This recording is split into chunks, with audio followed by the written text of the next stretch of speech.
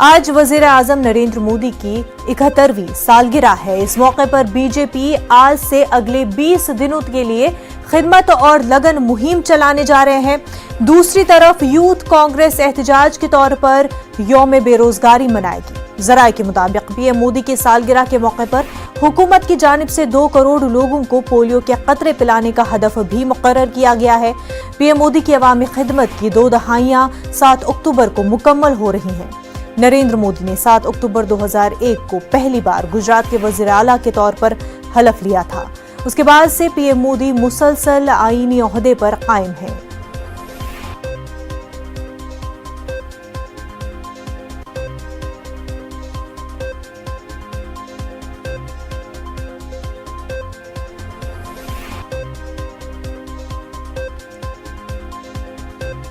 वजीर आजम नरेंद्र मोदी की सालगिरह के मौके पर बिहार बीजेपी के दफ्तर में तस्वीर की एक नुमाइश रखी गई है, जिसमें उनकी जिंदगी को अब तक दिखाया गया है।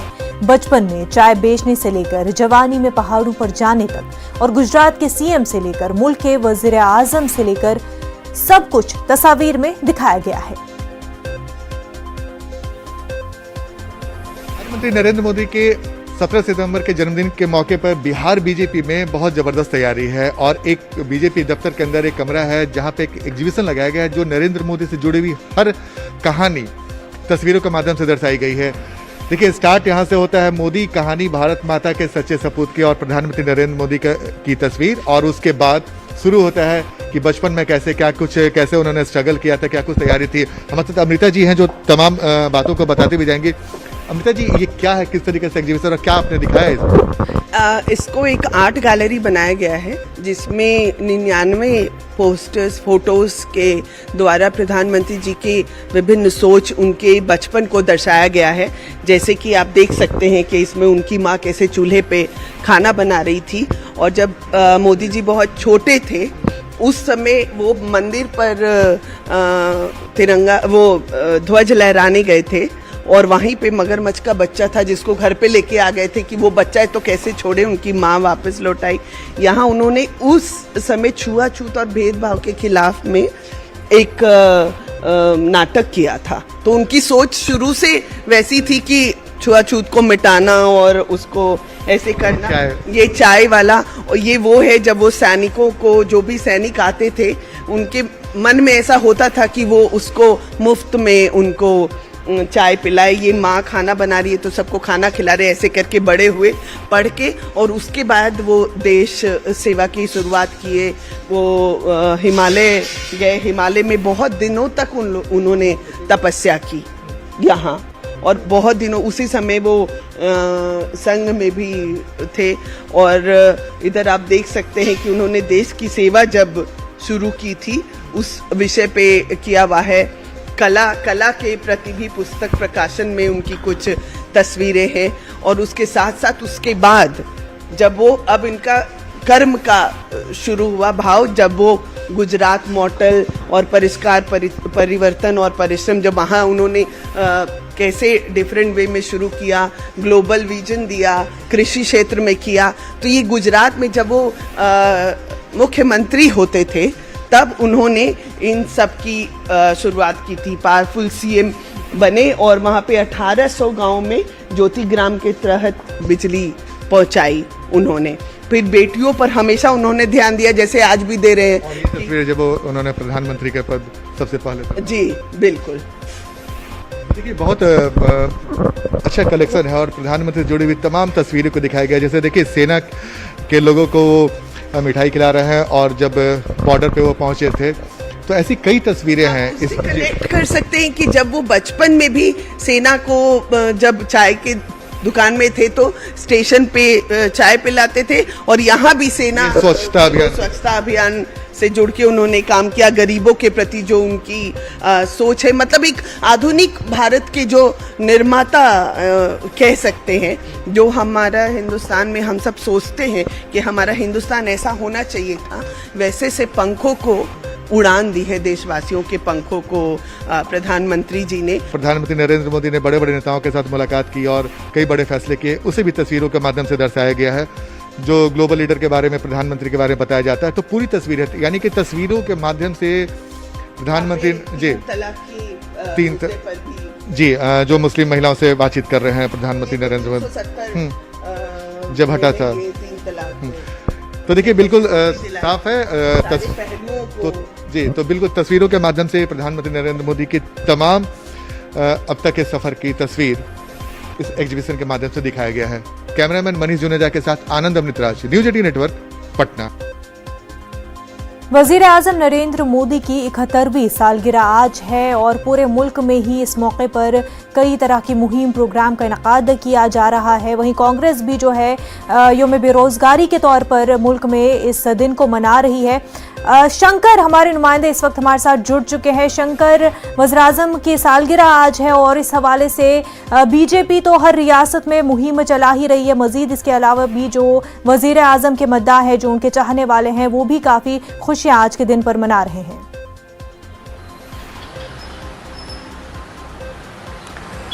देखिए, आज देश के प्रधानमंत्री नरेंद्र मोदी उनका जन्मदिवस है और आज उनके जन्मदिवस के अवसर पर आज बीजेपी पूरे देश भर में अलग अलग तरीके से कार्यक्रम कर रही है। समर्पण दिवस, त्याग दिवस और इस तरह जो एक स्लोगन है बकायदा वो दिया गया और जिस तरह से बकायदा ये समर्पण का भाव इसलिए बताया गया कि प्रधानमंत्री नरेंद्र मोदी का जो जीवन है वो समर्पण भाव के लिए है। तो तमाम जो लोग हैं वो भी समर्पण भाव देश के प्रति और अपने राष्ट्र के प्रति भी समर्पण होना चाहिए। जो देश में जो तमाम जो मजबूर लोग हैं उनके लिए समर्पण होना चाहिए हम लोगों का। और जो चाहे बात करें बुजुर्ग लोगों की बात करें, महिलाओं की बात करें, छोटे छोटे बच्चों की बात करें, तो उनके लिए आप क्या कर सकते हैं, उनके लिए क्या त्याग कर सकते हैं, क्या समर्पण कर सकते हैं। तो एक समर्पण भाव का एक संदेश देता हुआ आज का दिवस मनाया जा रहा है। जो बीजेपी के तमाम जो कार्यकर्ता हैं, तमाम बड़े बड़े नेता हैं, आज वो इस दिवस को मना रहे हैं। तो वो उसके लिए विशेष तौर पर पहले से ही एक कार्यक्रम की जो रूपरेखा है वो तैयार की गई थी। तकरीबन 10 से 15 दिन पहले इसकी रूपरेखा तैयार की गई थी, जिसमें कि बीजेपी कई जो वरिष्ठ मंत्री हैं, वरिष्ठ नेता हैं, उनको जिम्मेवारी दी गई थी। जैसे बात करें कैलाश विजयवर्गीय की बात करें या कई और दूसरे विनोद सोनकर की बात करें, उनको ये जिम्मेवारी दी गई थी कि देश भर में किस तरह से इस कार्यक्रम को आगे बढ़ाना है। तो इससे दो चीजें होगी, एक जन लोगों से और ज्यादा बेहतर तरीके से आप संवाद कर पाएंगे, उनसे मिल पाएंगे, और दूसरा अगर समर्पण भाव के प्रति लोगों को जागरूक कर पाएंगे। तो प्रधानमंत्री का जन्मदिवस भी एक तरह से है और दूसरा आम लोगों से जुड़ने का एक तरीका भी है और एक इसी के माध्यम से समर्पण के भाव और त्याग के भाव और जनता से जुड़ने का एक जो भाव है वो यहाँ पर देखा जा रहा है। और आज बीजेपी दफ्तर में आज काफी लोग आज सुबह से ही पहुंचना शुरू कर दिए और सब जो है अपने अपने भाव में प्रधानमंत्री नरेंद्र मोदी के उनका चित्र वाला कोई टी शर्ट पहन के आ रहा है, तो उनके लिए बाकायदा कोई अपने गाड़ियों में सजा रखा है।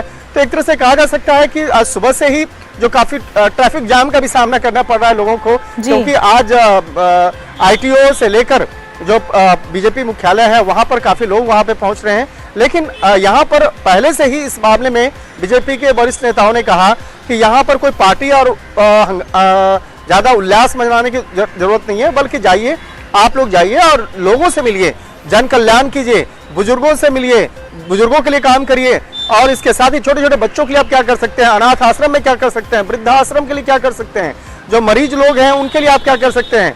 और जो कोरोना काल में जो डॉक्टर हो या सेना के जवान हो या पुलिसकर्मी हो, उनको सम्मानित करने का जो कार्यक्रम है वो पूरे देश भर में आज किया जा रहा है, जिससे कि ये बहुत सकारात्मक एक संदेश दिया जाए कि जन्म दिवस मनाने के साथ साथ एक समर्पण भाव और इसके साथ ही एक अच्छे कार्य को समाज में किस तरह से करना है, इसका एक संदेश दिया जाए। तो एक तरह से कहा जा सकता है पूरे देश भर में बीजेपी के कार्यकर्ता, बीजेपी के नेता आज प्रधानमंत्री नरेंद्र मोदी का जो जन्मदिवस है उसको बहुत ही शानदार तरीके से और एक समाज में एक बहुत ही सकारात्मक संदेश देने का एक काम कर रहे हैं। तो देखना निश्चित तौर पर लाजमी होगा कि आज प्रधानमंत्री आज किस तरह से संबोधित भी करेंगे। हो सकता है वो अपने ट्विटर के माध्यम से जिस तरह से बाकायदा वो लोगों को संबोधित भी करते हैं और अपने जन्म दिवस के अवसर पर वो अपने घर भी जाते हैं, गुजरात भी जाते हैं। तो कब अपने घर जाएंगे, कब अपनी माँ के हाथ से मिठाई खाते हैं, तो वो सारी चीजें आप देखने को मिलेंगी। लेकिन इस पूरे मसले का एक ही मकसद है कि जन कल्याण से जुड़ना, लोगों में समर्पण की जो भावना है उसको बताना और जितना बेहतर से तरीके से अच्छे तरीके से समाज के हर वर्ग के लोगों के साथ में देश के जो तमाम चाहे सांसद हो, मंत्री हो, तमाम जो विधायक हो, तो वो किस तरह से जुड़े। तो एक संदेश दिया गया है कि अगर आप जन्मदिवस मनाना चाहते हैं तो इस तरीके से मनाइए। तो इससे दो चीजें होंगी। आज़म नरेंद्र मोदी के जन्मदिन के हवाले से पूरे मुल्क में ही खिदमत मुहिम चलाई जा रही है आज से 20 दिनों के लिए, और वहीं बीजेपी दफातर में काफी जश्न का माहौल भी दिख रहा है। शंकर, बेहद शुक्रिया आपका। इस वक्त की बड़ी खबर जम्मू कश्मीर के पुलवामा से। तेलंगाना पुलवामा में फोर्सेज का मुहासरा और तलाशी मुहिम। दौरान तलाशी असलहा और गोला बारूद बरामद किया गया है।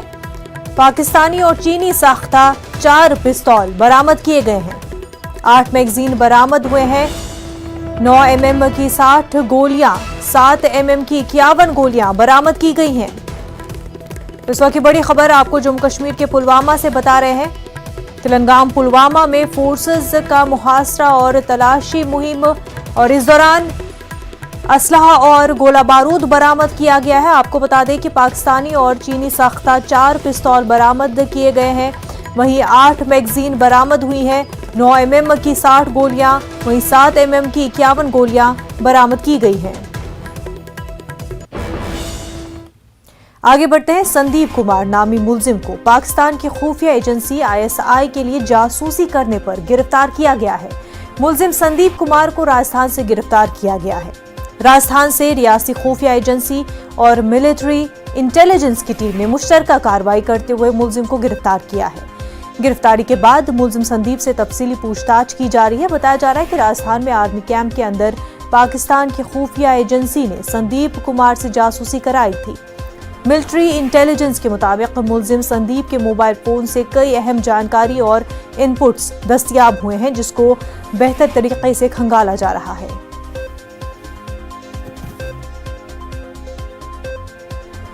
पीएम मोदी की सालगिरह पूरे मुल्क में सेवा दिवस के रूप में मनाई जा रही है। मध्य प्रदेश में पीएम मोदी की सालगिरह के मौके पर रियासतगीर सतह पर तकारीब का इनेकाद किया जा रहा है। हुकूमत की जानिब से रियासतगीर सतह पर कोरोना वैक्सीनेशन महाअभियान के साथ मंदिरों में हनुमान चालीसा का पाठ किए जाने के साथ शजरकारी और ब्लड डोनेशन कैंप का भी इनेकाद किया जाएगा। मध्य प्रदेश में हुकूमत के जरिए चलाए जाने वाले कोरोना वैक्सीनेशन महाअभियान में 32,40,000 लोगों को टीका लगाने का हदफ रखा गया है। मध्य प्रदेश में इससे कबल कोरोना वैक्सीनेशन महाअभियान के पहले मरहले में 17,60,000, दूसरे मरहले के 2 दिन में 43 लाख लोगों को वैक्सीन लगाई जा चुकी है।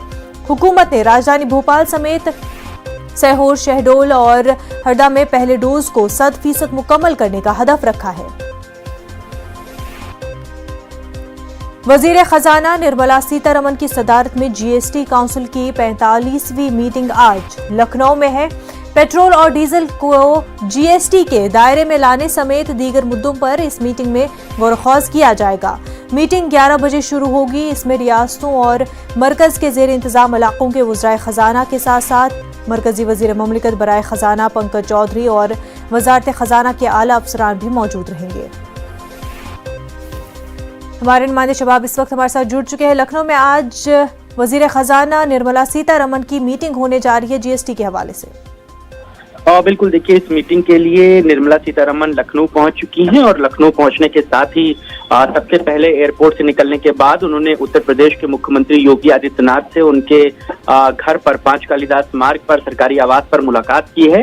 इस मुलाकात के बाद वो सीधे होटल ताज जाएंगी, जहां पर 11 बजे से ये बैठक जो है वो शुरू हो जाएगी। निर्मला सीतारमण को रिसीव करने जो स्टेट के फिनांस मिनिस्टर हैं सुरेश कुमार खन्ना जी, वो पहुंचे थे। उनके साथ तमाम दूसरे नेता भी मौजूद थे। एयरपोर्ट पर स्वागत होने के बाद उन्होंने मुख्यमंत्री से मुलाकात की है और इस बैठक के शुरू होने के साथ ही जो जीएसटी संबंधित तमाम इश्यूज हैं, तमाम पॉइंट्स हैं, उन पर बातचीत होगी। आपको बता दें कि पूरे देश भर से जो तमाम नेता हैं, जो बड़े अफसरान हैं, वो पहुंचेंगे। इसमें केंद्रीय वित्त राज्य मंत्री पंकज चौधरी के अलावा जो दूसरे राज्यों के उप मुख्यमंत्री हैं तमाम, वो भी पहुंचेंगे, जिसमें अरुणाचल प्रदेश के उप मुख्यमंत्री चौना मेन हैं, बिहार के उप मुख्यमंत्री राजकिशोर प्रसाद हैं, दिल्ली के उप मुख्यमंत्री मनीष सिसोदिया हैं, गुजरात के उप मुख्यमंत्री और वित्त मंत्री नितिन भाई पटेल है, हरियाणा के उप मुख्यमंत्री हैं। इसके अलावा जी। अरुणाचल प्रदेश के फाइनेंस, प्लानिंग, लेजिस्लेटिव बिल्कुल, ऑफिसर, कई वजीर और कई सारे आला अफसरान भी इस मीटिंग में मौजूद रहेंगे। बेहद शुक्रिया शबाब आपका। आगे बढ़ते हैं। मुंबई के बांद्रा कुर्ला कॉम्प्लेक्स इलाके में मेट्रो के जेर तामीर पुल का एक हिस्सा मुनहदम होने से बड़ा हादसा पेश आया है। आज सुबह तकरीबन 4:30 बजे हादसा पेश आया। रात को यहां मेट्रो का काम जारी था। इस हादसे में 13 अफराद जख्मी हुए हैं, जिन्हें BN देसाई अस्पताल में दाखिल कराया गया है। यहां पुलिस फोर्स की बड़ी तादाद तैनात है। मौके पर पहुंचकर फायर ब्रिगेड के अमले ने राहत रसाई की कार्रवाई शुरू कर दी है। फायर ब्रिगेड की टीम सर्च ऑपरेशन कर रही है। हादसे के दौरान मेट्रो पुल पर काम जारी था। कुछ कारकुन पुल के ऊपर काम कर रहे थे, कुछ नीचे थे। ऊपर काम करने वाले मजदूरों ने सलाखों को पकड़कर छलांग लगाई। कुछ पानी के टैंक में गिर गए और कुछ लोग पुल के नीचे दबकर जख्मी हो गए। मजमूई तौर पर 24 कारकुन, 2 सुपरवाइजर्स और 2 इंजीनियर यहां काम कर रहे थे। मुंबई से हमारे नुमाइंदे प्रशांत पांडे बराह रास्त हमारे साथ जुड़ चुके हैं। काफी बड़ा हादसा यहां पर मुंबई में देखने को मिला है। प्रशांत,